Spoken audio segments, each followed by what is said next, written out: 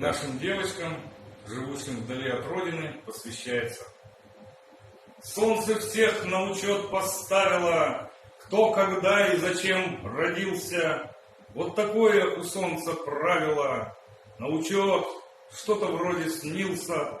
Солнце помнит семьи создавших и уехавших за границу, и на дно бедолаг упавших, и поймавших синюю птицу, насмотревшись на спины сайгаков, к водопою бегущих с утра.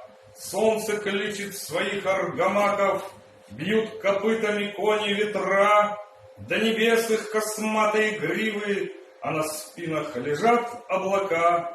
Ветры рвутся в дорогу ретиво, им светило велит свысока долететь до вальяжной Европы, где живут короли во дворцах, чтобы топот степной антилопы отозвался в калмыцких сердцах, чтобы дрогнули разом ресницы на рассвете в чужой стороне.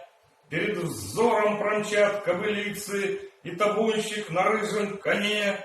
Звук домбры прилетит, словно пуля, разбудив европейский уют.